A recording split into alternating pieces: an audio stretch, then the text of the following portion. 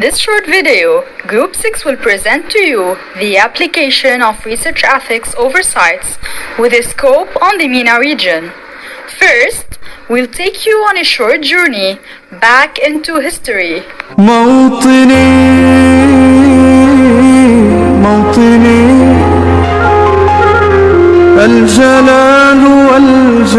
of the hallmarks of the history of ethical research in the MENA region was the establishment of the first institutional review board in an Arab country, namely in Lebanon's American University of Beirut in year 1994.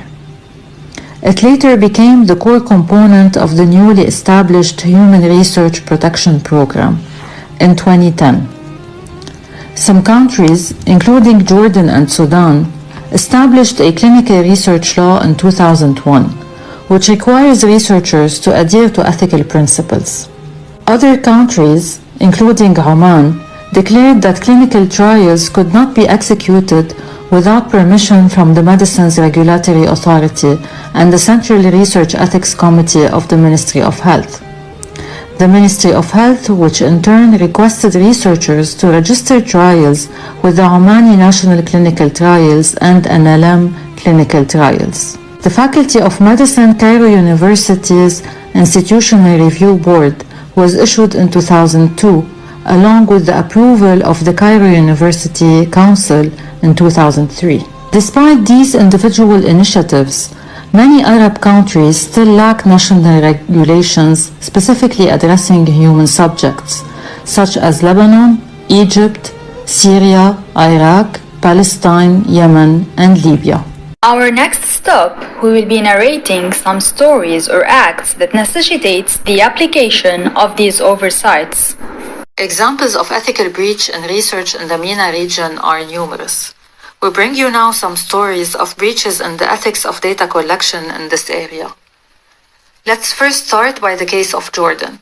In 2016, an iris payment technology was implemented in 2 refugees camps, a program initiated by the WFP and the UNHCR.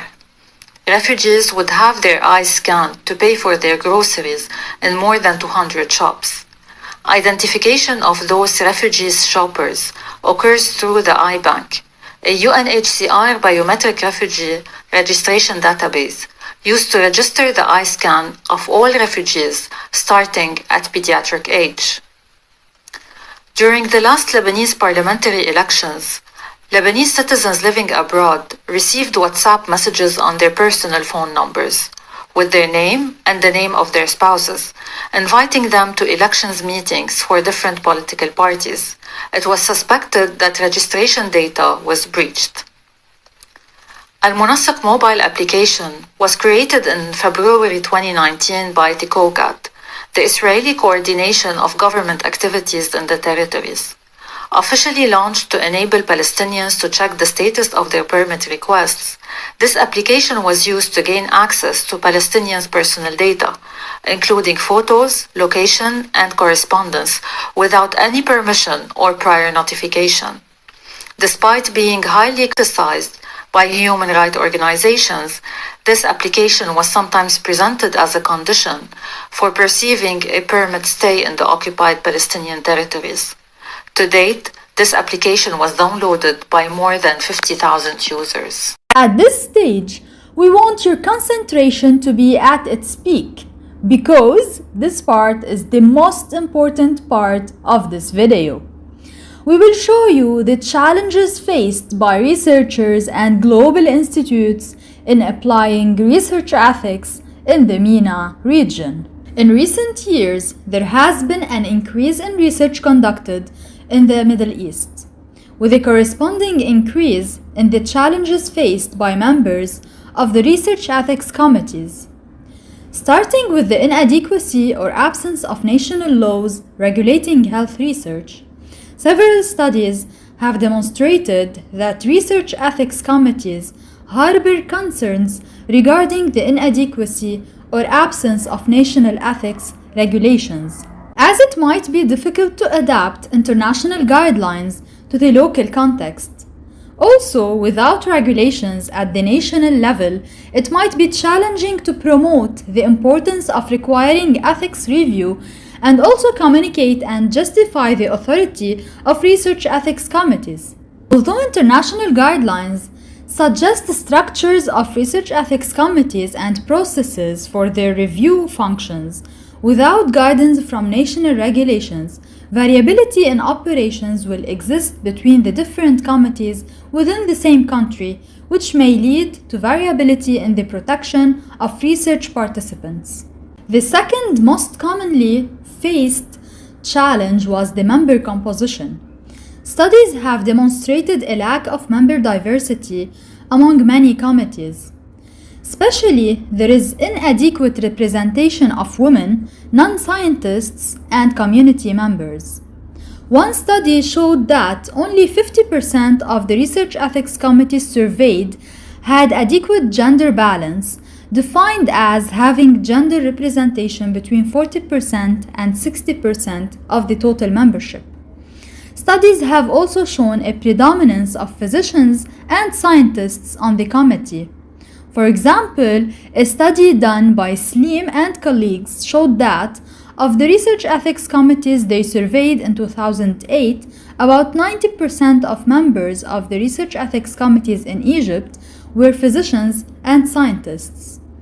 Another study done in Africa demonstrated that among the surveyed committees, a majority of members, up to 56%, were scientists or clinicians, and community representatives accounted for only 8% of membership. Such memberships skewed toward physicians and scientists may bias decisions toward the interests of researchers against that of research participants. An inadequate number of members from the community may lead to unsatisfactory representation of the community's attitudes and values.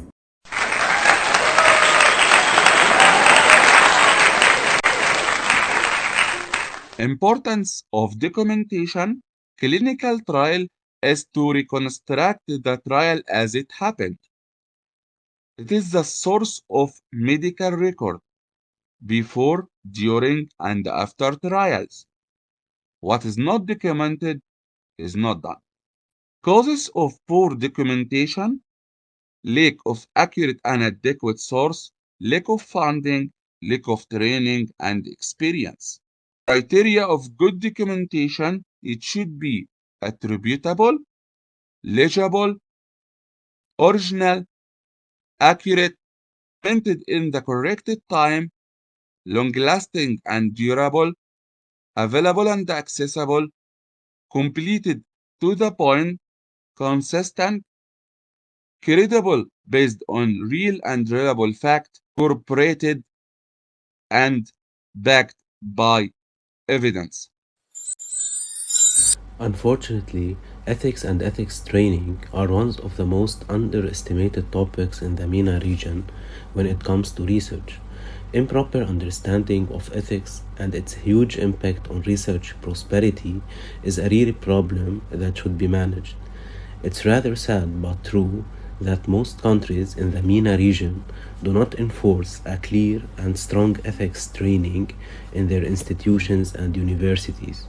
Ethics as a subject is underestimated by students in the universities as well.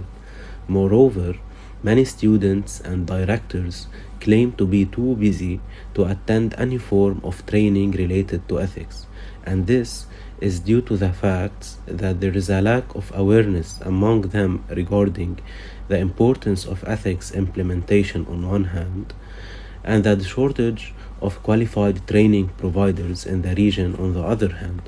Unfortunately, the latter also contributes to exacerbate the problem. The issue of researchers.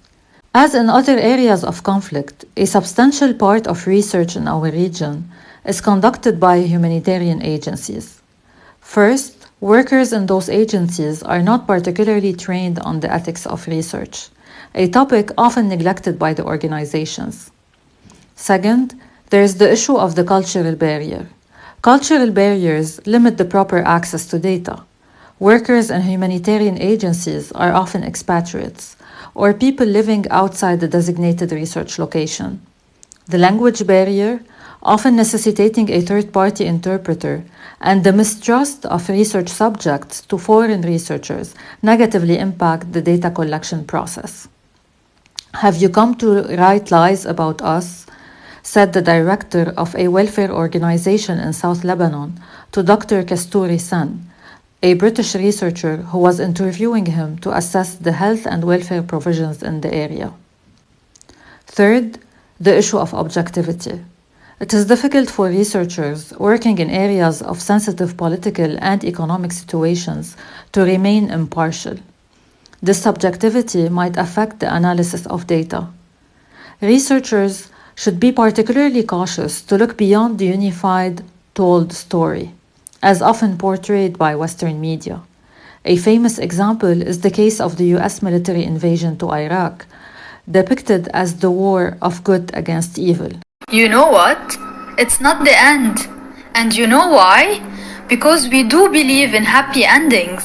So, we got you some ways to overcome these challenges. Some of the solutions that can help us overcome these challenges can be by unifying laws and regulations at national levels in order to be followed clearly by all research ethics committees, building a culture of integrity by acknowledging and rewarding ethical conduct, and trying to hold accountable those who violate standards, especially leaders.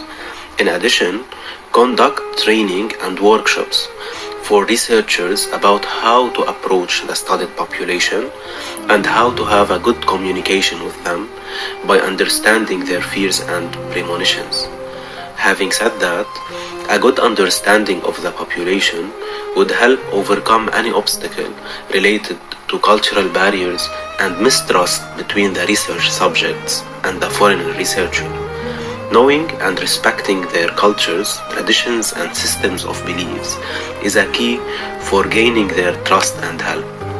And finally, when it comes to the committee composition, it's very essential to involve members with different specialties to implement multidisciplinary approach that would grant better results and better understanding of the topic from different aspects.